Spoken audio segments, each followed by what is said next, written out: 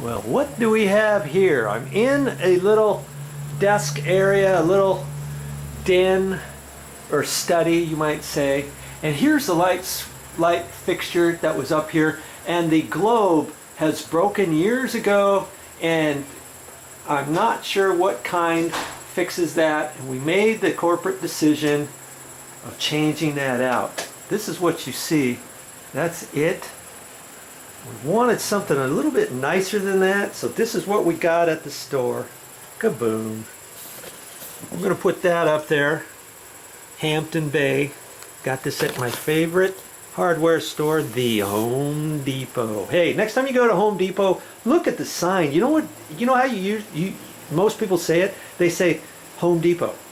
Well, it's called the Home Depot. Check that out next time. So every time I write Home Depot, I always have to remember to write the Home Depot at the beginning of it. So anyways, this is the light fixture we're going to put. If you want to watch how I do that, stick around. Now here's the interesting thing I want you to realize.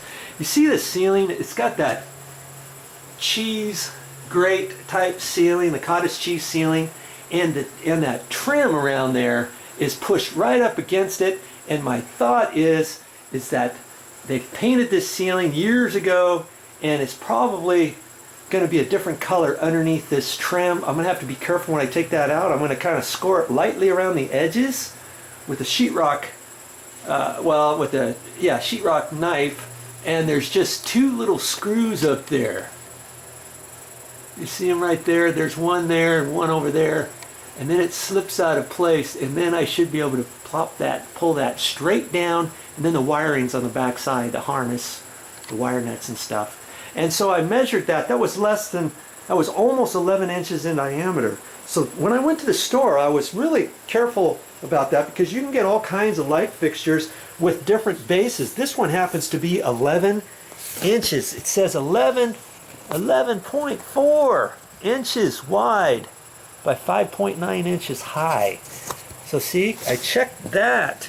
So I know that this, if I take that off really carefully, that is going to cover up anything up underneath there, because I sure hate to put something smaller than that and then find out the ceiling underneath that is going to be discolored. I'm sure it's going to be discolored even if they have not painted this ceiling before, and they might have had to flatten out some of the cottage cheese spray texture up there.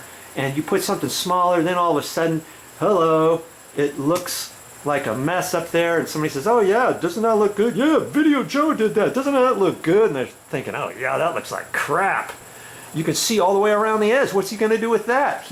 Joe, he's long gone. He's taken his money and left the building.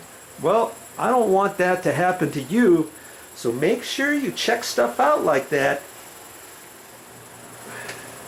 Yeah, if I make any mistakes on this, you're going to see it, because I've got it zoomed in, and hopefully it's going to come down okay.